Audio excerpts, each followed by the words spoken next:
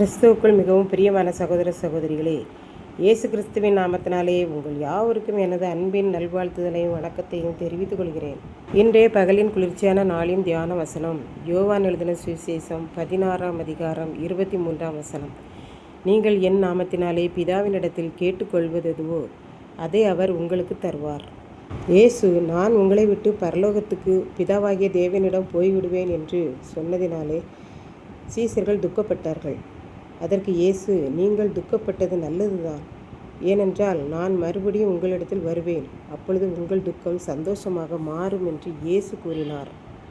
இதுவரைக்கும் நான் உங்களோடு இருக்கிறது போது எல்லாவற்றையும் உவமைகளாக கதை போல உதாரணங்கள் கொடுத்து பேசுகிறேன். மறைமுகமான வார்த்தைகளை கொண்டு பேசினேன். ஆனால் இரண்டாவது முறையாக இந்த உலகத்திற்கு வருகிற காலம் வரும்.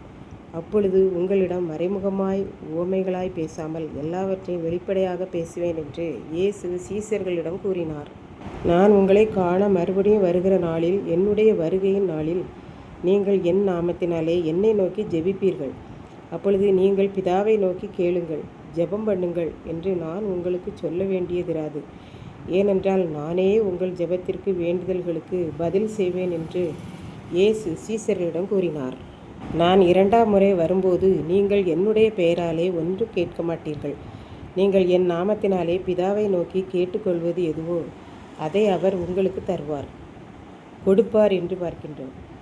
நான் இந்த உலகத்தில் இருந்த நாள் வரைக்கும் நீங்கள் என்னிடத்தில் ஒன்றுமே கேட்கவில்லை. என்னை நோக்கி நீங்கள் வேண்டிக் கொள்ளவில்லை. என்னை நோக்கி வேண்டிக் கொள்ளுங்கள். அப்பொழுது உங்கள் துக்கம் நீங்கி சந்தோஷம் முழுமையடையும் அளவுக்கு நீங்கள் கேட்ட நன்மைகளை பெற்றுக்கொள்வீர்கள். இயேசுவாகிய நான் என் பிதாவின் பெயரால் இதை உங்களுக்கு செய்வேன் என்று இயேசு கூறினார். இப்படித்தான் ஒரு குடும்பத்தில் பெற்றோர் இருவரும் நோய்வாய்ப்பட்டு இருந்தனர். பிள்ளைகளெல்லாம் சிறு பிள்ளைகள். ஆகவே குடும்பம் கவலையோடு இருந்தது. திடீரென்று தகப்பனாருக்கு மிகவும் சுகவீனமாகிவிட்டது.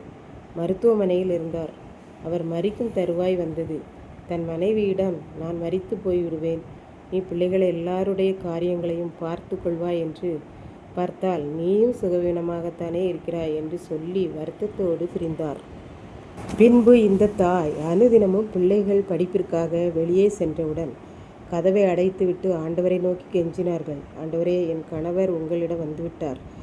நானும் சுகவீனமாய் இருக்கிறேன். பிள்ளைகளும் படித்து கொண்டிருக்கிறார்கள். நான் என்ன செய்ய வேண்டும் என்று எனக்கு தெரியவில்லை. நான் பிள்ளைகளுக்கு செய்ய வேண்டிய கடமையெல்லாம் செய்வதற்கு என் சரீரத்திலே நல்ல சுகம் பலனை தாரும் என்று கேட்டார்கள். அவ்வாறு அவர்கள் அனுதினமும் கேட்க கேட்க ஆண்டவர் கொஞ்சம் கொஞ்சமாக சரீரத்திலே நல்ல பரிபூரண சுகத்தை அற்புதமாக கொடுத்தார். அவர்களும் மகிழ்ச்சியாக ஒவ்வொரு நாளையும் செலவிட்டு ஆண்டவரை தேடி தேடி பிள்ளைகளுக்கு செய்ய வேண்டிய எல்லா கடமைகளையும் செய்து முடித்து இன்றைக்கும் அவர்கள் கேட்ட சுகத்தையும் பலத்தையும் இயேசு கொடுத்தார். அவர்கள் கேட்ட சுகம் பலன் எல்லாம் அவர்களுக்கு கிடைத்தது. நான் அனுதினமும் ஆண்டவரிடம் கேட்டேன், அவர் எனக்கு தந்தார் என்று சாட்சி சொல்லி கொண்டிருக்கிறார்கள். இதை கேட்டு கொண்டிருக்கும் எனக்கன்பானவர்களே, இன்றைக்கு நாம் இந்த ஆண்டவரை தேடுகிறோமா? அனுதினமும் நம்முடைய தேவைகளை எல்லாம் கேட்கிறோமா என்பதை சிந்தித்து பார்ப்போம். இதைத்தான் நம் ஆண்டவர் சொல்கிறார், நீங்கள் என் நாமத்தினாலே என்னுடைய பெயரை சொல்லி பிதாவை நோக்கி கேளுங்கள், அப்பொழுது அவர் உங்களுக்கு தருவார் என்று. அதை போலவே நாம் எப்போதும் அவரை தேடி ஜெபித்து இயேசு கிறிஸ்துவின் மூலம் வேண்டிக் கொள்கிறேன் பிதாவே என்று கேட்போம். அவர் நம்மேல் மனது உருகி நாம் கேட்பது எதுவாயிருந்தாலும் நமக்கு தருவார். கர்த்தர் தாமே இந்த வார்த்தைகளை ஆசீர்வதிப்பாராக. ஆமென்.